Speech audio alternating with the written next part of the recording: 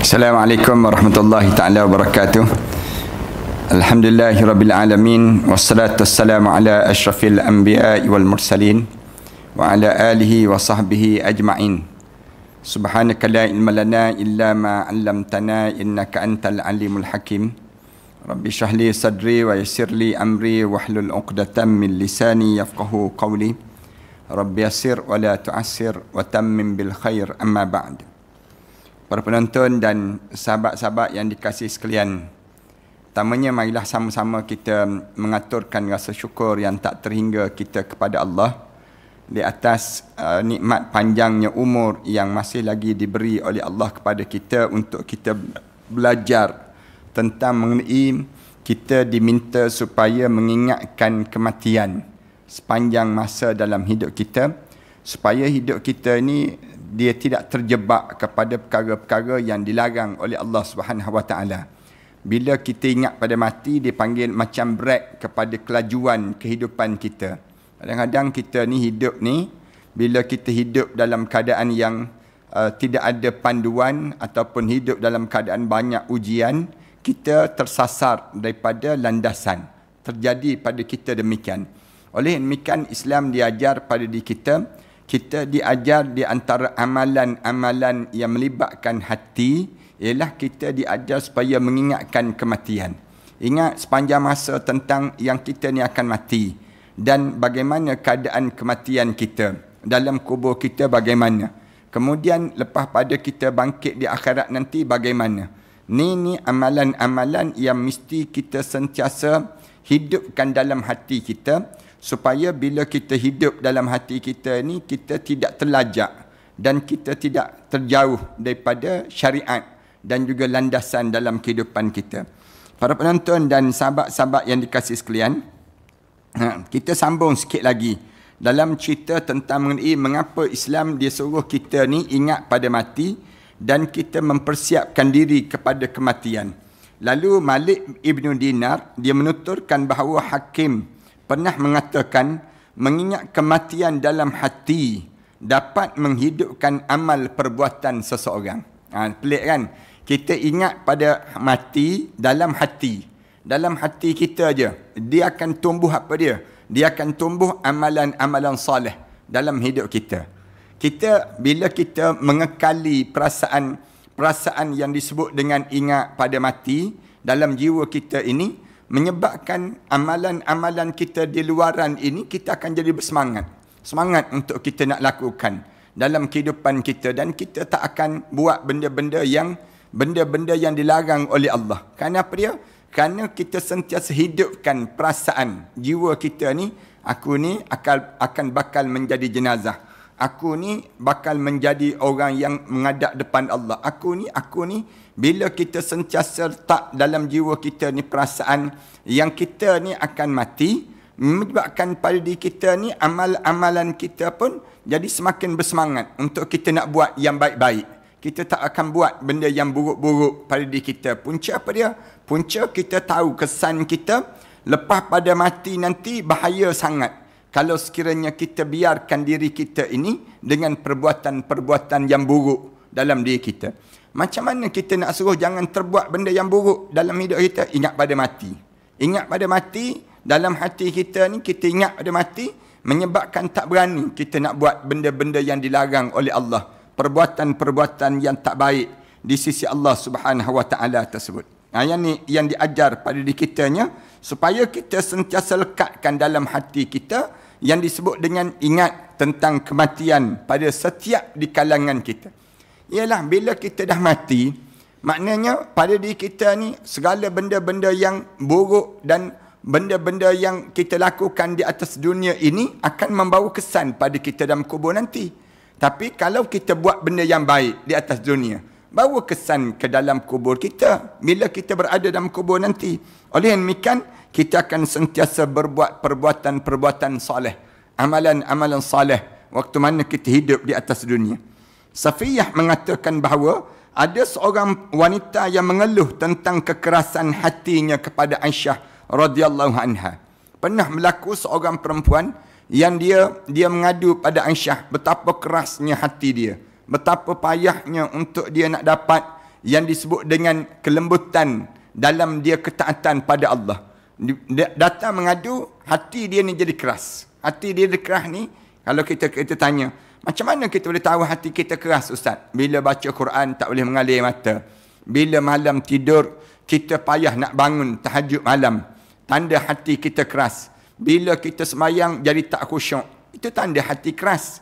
Tanda hati keras ni, bila kita dah berbuat amal soleh, kita tak rasa lagi pada diri kita ni nikmatnya dengan buat amal soleh. Tapi kita rasa tiap kali mana buat benda yang dilarang oleh Allah, rasa nikmat. Itu tanda hati yang keras. Dan orang ni datang mengadu pada Aisyah radhiyallahu anha. Zaman Rasulullah sallallahu alaihi wasallam dahulu, lalu dia mengadu pada Aisyah tentang betapa kerasnya hati dia. Lalu Aisyah lantas mengatakan, perbanyakkanlah mengingati kematian. Macam mana nak suruh lembut hati ni? Dengan cara apa dia? Mengingat mati.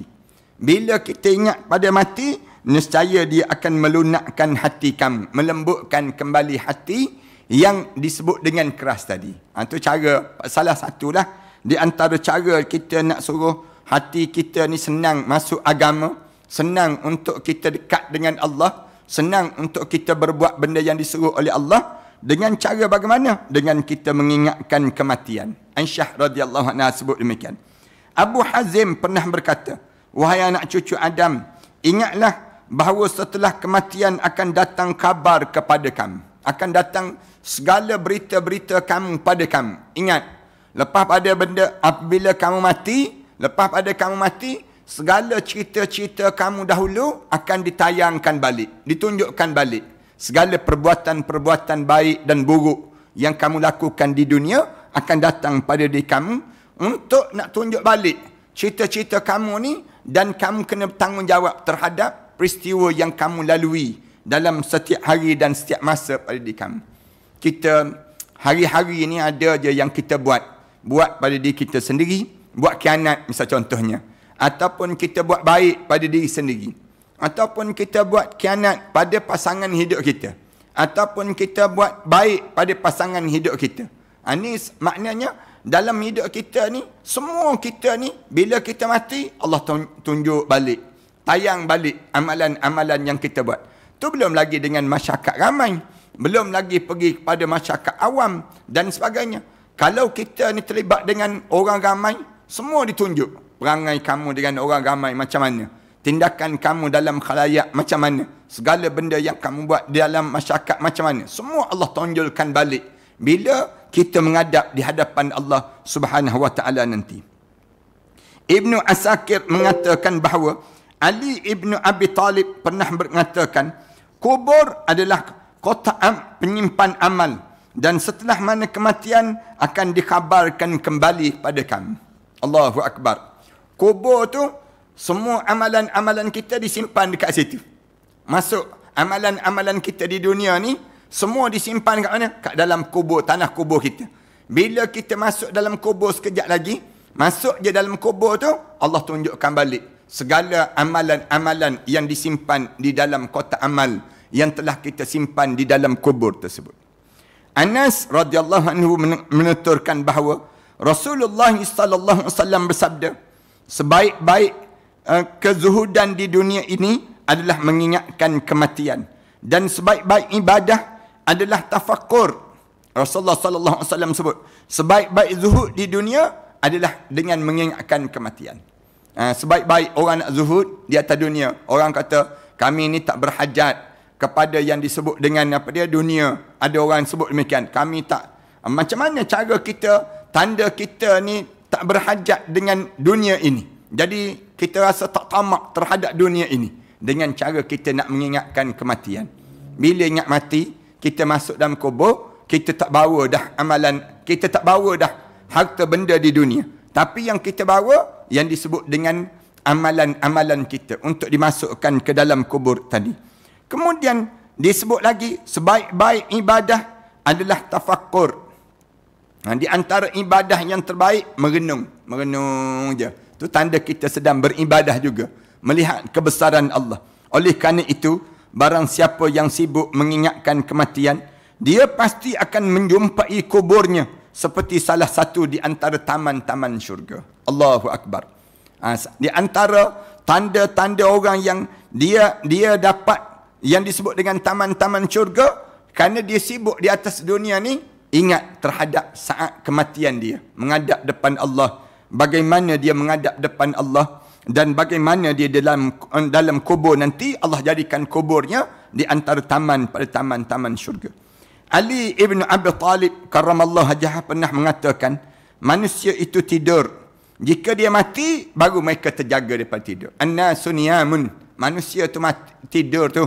Kalau kamu tengok dia berjalan tu pun dia tidur. Dia tidur tu pun dia tidur. Dia makan tu pun dia tidur. Bila dia mati, baru dia terjaga daripada yang disebut dengan tidur yang panjang dia tadi. Pengertian di atas disusun oleh Abu Fudail Al-Iraqi dalam sebuah syairnya, sesungguhnya manusia itu tidur. Siapa sahaja yang mati, kematian itulah yang menghilangkan rasa mengantuk daripada dirinya. Sekarang ni kan kita mengantuk, jadi dengar kuliah mengantuk. Bila kita buat satu amalan, kita rasa mengantuk, letih. Tapi bila kita ingat mati, bila kita dah mati, baru terjaga daripada mengantuk yang panjang tadi. Abu Hurairah mengatakan bahawa Rasulullah SAW bersabda, tidaklah seorang hamba meninggalkan dunia, melainkan dia akan menyesal. Rasulullah kata, kebanyakan manusia ni kalau dia mati, menyesal. Sekarang tak menyesal sebab tak mati lagi. Tapi bila kita mati, kebanyakan manusia bila mati, semua menyesal. Dan sahabat tanya, apa yang mereka sesalkan itu ya Rasulullah? Sahabat-sahabat tanya Rasulullah, yang mereka menyesal tu kenapa ya Rasulullah? Orang mati baru nak menyesal, kenapa ya Rasulullah? Rasulullah menjawab, jika dia seorang berbuat baik, dia menyesal mengapa tidak menambah amalnya. Kalau dia orang yang soleh, kenapa dia tak buka ruang untuk dia menambahkan lagi amal soleh yang banyak pada diri dia. Kalau dia orang yang baik, tentulah dia menyesal juga. Kenapalah aku ambil sikit sangat? Kenapalah aku tak buat banyak? Padahal dia dah baik dah. Kemudian Rasulullah SAW sebut lagi, jika dia seorang yang berbuat jahat, dia menyesal mengapa tidak melepaskan diri daripada semua itu di atas dunia dahulu. Waktu mana hidup atas dunia dahulu, dia menyesal. Kenapalah aku hidup, aku tak taubat? Kenapalah aku diberi peluang oleh Allah untuk belajar, tiba-tiba aku tak belajar? Dah mati masuk dalam kubur ni, barulah kami nak teringat, barulah kami nak buat itu, nak buat yang ni. Kenapa jadi demikian? Ni datang penyesalan di saat mana dia dah masuk dalam kubur, dia menghadap di hadapan Allah Subhanahu wa taala. Bagaimana kita nak mengingatkan kematian ini? Abu Hurairah meriwayatkan bahawa Rasulullah pernah bersabda, ziarahlah ke kubur kerana hal itu akan mengingatkan kalian pada kematian. Rasulullah ajar, macam mana kita nak suruh ingat pada kematian? Nak suruh kita ni sentiasa ingat, ziarah kubur lah. Di antara salah satu cara untuk kita nak biar kita ni dapat ingat pada kematian itu ialah dengan kita kerap ke kubur. Tengok sekarang kan, derek-derek van jenazah masuk. Van jenazah masuk di dalam kawasan kubur. Bawa apa tu? Bawa jenazah. Tengok orang yang diturunkan ke dalam liang lahat. Tengok seorang-seorang je. Dulu kan dia ada title kan. Dulu kan dia orang glamour kan. Dulu kan dia begini, dia begini. Tapi bila dah masuk dalam kubur, tengok dia seorang-seorang je. Tak bawa apa-apa. Bawa amalan untuk menghadap di hadapan Allah Subhanahu Wa Taala. Tu orang. Lalu kita pun bayangkan kita pula. Macam mana aku? Macam mana aku? Apakah aku begitu juga bagaikan mereka? Ataupun bagaimana aku bila aku dipanggil menghadap di hadapan Allah nanti? Ibnu Mas'ud menuturkan bahawa Rasulullah SAW bersabda, aku pernah melarang kalian menziarahi kubur satu ketika dahulu. Rasulullah sebut, aku pernah larang kalian daripada ziarah kubur. Sekarang ziarahlah kalian, kerana sesungguhnya hal itu dapat menjadikan kalian zuhud di dunia dan mengingatkan kalian akan akhirat. Rasulullah SAW sebut demikian. Rasulullah SAW sebut, dulu aku larang kamu pergi ziarah kubur, tapi sekarang aku nak suruh kamu pergi ziarah kubur. Rasulullah kata, dengan kamu ziarah kubur itu, antara benda yang terkesan sangat pada diri kamu, kamu jadi zuhud terhadap dunia. Orang yang rajin pergi ziarah kubur, dia tak nampak dah rumah besar, dia tak nampak dah kereta mewah, dia tak nampak dah yang disebut dengan kemewahan dunia. Tetapi yang dia nampak apa dia? Dia nampak akhiratnya dalam hidup dia. Orang yang rajin ziarah kubur. Yang kedua, dia akan jadi apa dia? Dia akan ingatkan hidup dia terhadap akhirat. Bila dia rajin ziarah kubur. Abu Sa'id meriwayatkan Rasulullah pernah bersabda, aku pernah melarang kalian menziarahi kubur. Sekarang ziarahlah, kerana itu memberi satu pengajaran pada kalian. Di ziarah kubur tengok orang mati macam mana. Kubur orang yang kaya-kaya mati macam mana. Kubur orang miskin yang mati macam mana. Ada perbezaan tak di antara kubur kaya dengan yang miskin tu? Sama je, di atas tanah sebegitu. Menjadi pengajaran. Rajakah dia, ataupun ustazkah dia, ataupun dia yang berhormatkah dia, ataupun siapa pun dia, bila dia mati masuk dalam kubur, tak ada nilai dah pada diri dia di atas dunia ini, dan dia akan membawa pengajaran yang besar padanya. Anas radhiyallahu anhu meriwayatkan hadis yang marfu' bahawa Rasulullah pernah bersabda, aku pernah melarang kalian menziarahi kubur. Sekarang ziarahlah kalian, kerana sesungguhnya hal itu dapat melembutkan hati, membuatkan mata kalian menangis.